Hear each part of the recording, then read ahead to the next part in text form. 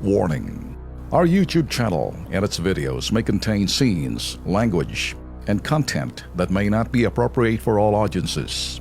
These videos include surveillance footage, undercover pursuit of suspects, actual police and rescue operations, and fearless confrontations. If you do not approve of the content, please do not watch our videos. If you wish to continue, we strongly advise that you proceed with caution. Viewers' discretion is advised. Balikbayan box na ipinadala sa pamilya ng ating kababayan mula Dubai, kinangkong di umano ng MSM Cargo Forwarding Company.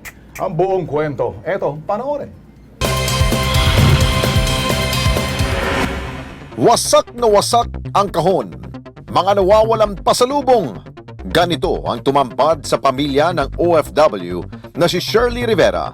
Ang dalawang balikbayan box na dumating ito sa kanila. Ika-12 ng Abril na magpadala raw si Shirley ng dalawang balikbayan boxes sa pamamagitan ng MSM International Dubai. Ang mga kahon daw ay puno ng pasalubong ng mga tsokolate, sabon, shampoo, canned goods at marami pang iba. Dahil sa pangyayaring ito, agad daw pinuntahan ni Shirley ang MSM International Cargo sa Dubai. Pero ang sagot sa kanya ng MSM International Dubai, ang MSM Cargo Philippines daw ang may kagagawan sa pagkawala ng kanyang mga ipinadala. Ika-10 ng Hulyo, dumating sa Pilipinas si Shirley.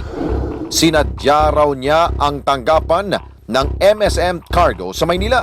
At itinuro naman daw ng mga ito ang MSM Dubai na nakasira sa package. Kilos pronto na tinungo ng surveillance team ang tanggapan ng MSM Cargo Philippines at nakita naman namin ang proseso ng paghawak nila ng mga padala.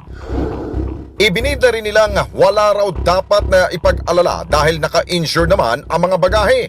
Kung pa pwede daw, magbibigay kami sa inyo ng, bigyan nyo kami ng 3 to 5 days para lahat ng documents namin or tsaka yung mga pictures, POD, unloading pictures from container, loading from going to Nueva Ecija, ma-provide namin sa inyo para sa complaint niya. Kasi kung may complaint naman talaga, pwedeng kausapin yung sender sa Dubai.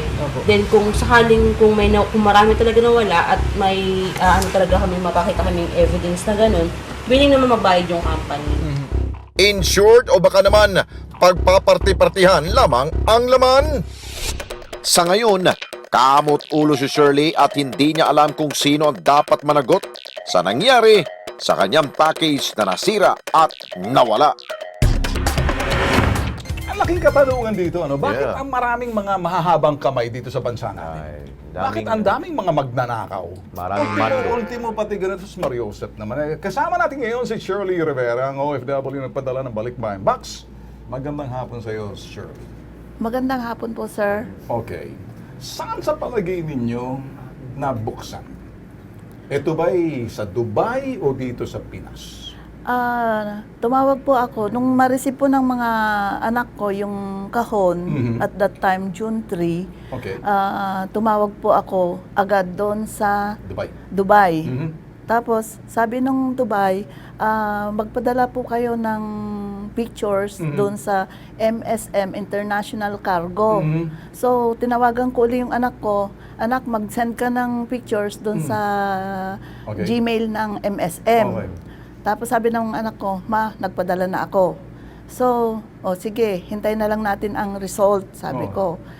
Nung after 2 days, tumawag uli ako doon sa MSM Cargo Dubai. Ma'am, paano na po yung result ng cargo? Ma'am, nagpadala na ba kayo? Ma'am, nakapagpadala na yung anak ko. Sige po, tatawag po ako bukas. Okay. So, kinabukasan po, naghintay po ako maghapon. Wala po. Then, sumunod na araw, tumawag na naman po ako. Ibang tao na naman po yung nakausap ko. Dito? Hindi po, Sa doon Dubai? sa Dubai. So, anong sinasabi doon sa Dubai? Wala po silang comment sa akin. Basta, nakausap ko pa rin yung manager na Alright. sabi nila, may sakit daw, nasa ospital. Okay. Sige, ganito lang. Okay. Ang gusto nating linawin kasi, ako hinahanap natin kung saan nabuksan, kung doon ba sa Dubai o sa Pilipinas. Kasi sa pangalan niyan, Oo, MSM, yeah. meron na kaming nakitang pangalan dyan na nagbabagay. Pero para linawin ang isyong ito, makakausap natin si Kyla Castillo, ang Secretary ng MSM Cargo Philippines. Magandang hapon sa iyo, ma'am. Hello sir, magandang hapon din po. Ma'am, eto lumapit ho sa Kilos Pronto, ano? Si Shirley. Si Shirley, ano ba nangyari dito sa kanilang pinadala na parang ito, kung kayo nanonood sa amin, nabuksan yung kanilang pinadala, parang ito talagang nilaslas pa ata ng ano to. Ay, Binuriki. pare, kung ano ito, na binuriki ata to, kinangkong ata yung ano. Ano sa palagay ho ninyo rito? Ano sir? Anong nangyari dito sa sa balikbayan box na gumamit ho ng serbisyo ng MSM? Saan ho kayo nagka-problema? Sa inyo rito o nandoon ho sa Dubai? Kasi sir, yung complaint na yan sir, hindi naman po siya nakapagtumawag sa amin. Ma'am, okay, Dito, ganito. pero dapat nag-complain din siya dito sa amin sa Dubai, sa Manila office, dito Okay. sa amin. Kasi Okay. lahat naman ng complaint dito sir, binibigyan naman namin ng action. Okay, sandali lang mama. Kayo ho ba'y nakapag-complain sa Maynila? Bago po ako dumating, tumawag po ako dun sa Dubai? MSN Cargo. Sa Dubai? Ma'am, opo. Okay, ano Sabi sinasabi ko, sa Dubai? Ma'am, naubos na po yung load ko Okay, sa sige. pagtawag Okay, sa ano hong inyo. sinabi sa Dubai? Sabi sa akin, ma'am, tatawag ulit Alright, bukas. okay. Then, sabi kong ganyan sa kanila, ma'am, ito na po ang huli kong pagtawag sa inyo. Sa Dubai yan? Opo. Alright. Wala ho ba kayong ginawa sa Pilipinas? Yung mga anak ko, tumatawag po sila dito sa sa Dubai, sa Pilipinas. Okay. Ma, pag nakita nila yung number ko, hindi na nila sinasagot. So, hindi na sinasagot. Narinig niyo ho kanina, Kyla, na hindi na raw sinasagot pag tumatawag yung nagpadala na OFW sa Dubai. Sir, imposible naman po hindi kami sasagot. Okay, ng sige, tawag ganito ng na lang ma'am. Okay, wag na tayo magsisihan. Sa palagay nyo, saan nabuksan? Sa Dubai o dito sa Pilipinas? Ay, sir, kung makikita niyo yung pinorward niyo ng sender na yan, yung kausap niyo po, is intact naman po ang box niyan with strap. Ma'am, Nakasil. ma'am, uulitin ko ang tanong.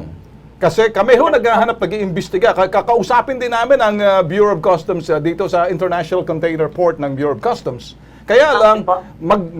dalawang tuturo mo, ito ba'y gusto niyo ituro ang sisi sa Dubai MSM or sa Pilipinas na MSM or gusto niyo ituro sa customs na pinakialaman? Sige nga.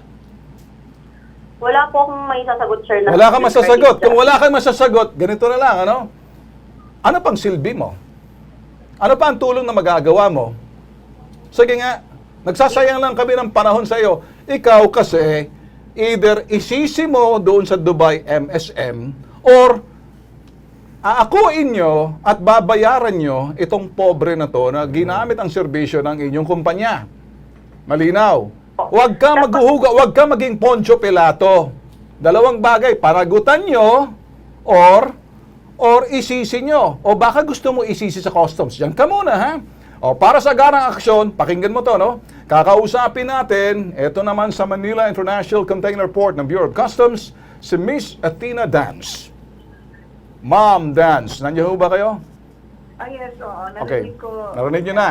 Sa palagay nyo, ma'am, ang dyan kayo sa customs, pati ba itong mga box na itong balikbayan, papakialaman ng mga nandyan na bubuksan para kumbaga pakipaliwanag, ma'am. Kasi parang ayaw ho panagutan ng Pilipinas MSM na sa Dubai naman parang mga, ewan natin kung suso o mga bulati kung kumilos. Siguro ho, ma'am, parang gusto lang sabihin, wala sa amin sa Pilipinas yan, hindi na nangyari sa Dubai yan, baka kayo, ma'am, pagbibintangan sa customs. Anong sa inyo ho? Ay, ganito lang ang masabi ko, no? Dito sa Bureau of Customs, meron kaming instructions from the commissioner. Matagal na ito, I think for the past several years, Mhm. never, ever namin binubuksan Buksan. yung Ayun. mga boxes ng OFW. Bawal. Bawal po kaming magbukas. Alright. Ma'am, So, okay. Kahit yung mga karton nila, hindi namin nakikita, ang dumadaan lang sa office namin ay mga papeles lang Ayun, po. okay, ma'am. Malinaw yan, ma'am, ha? Okay. Balikan kita. Miss Kyla, Secretary ng MSM Cargo sa Pilipinas, narinig mo ba? Yes, sir. Opo. Okay, ngayon, X na natin. Hindi na po pwedeng isisi sa customs. So, may bibitagin tayo rito. Either kayo dyan sa MSM Cargo Pilipinas or sa MSM Dubai. Saan sa palagay nyo? Ano po, sir? Saan sa palagay mo? MSM Cargo Pilipinas? MSM Cargo Dubai? Di ba nakakaloko Sir, na kasi ha? po, sir, willing naman po kasi magbayad ng company. Ayun! Ayun ang gusto kong marinig. Meron Makinig po ka. kung- Makinig ka. Kasi makakahiya na isisisi mo sa MSM Cargo Dubai kasi kumpanya nyo pa rin yan. Pilipino rin ang mga nandoon. Tama. Pero para sa akin, wala kayong pwedeng isisi sa customs, hindi nakikialam, panagutan nyo etong kargamento na to. Huwag ka magtuturo ng sisi, huwag ka maghugas ng kamay mo na parang si Poncio Pilato. Kasi, baka kasi ang pangalang MSM sabihin, maaasahang secured na manakaw Yun. ang kargamento. Bagong pangalan. Yan ang bibinyagang kita niya. Oo. Sa ganyan Pero pwedeng mabago yan. Oh, sige. Pwede Okay. natin ibalik doon sa pangalan nila na maasahan, secured, mabilis, kung babayaran nila ito. Ayun. Palagay mo, Ay, yan ang gusto nating marinig. Ang Ayun. gusto marinig ni Aling Shirley. Yun. Ma'am Kayla, babayaran ba? Kailan? Sir, ganito po. Kung pa pwede siyang pumunta rito sa opisina Sandali! tomorrow. Sandali!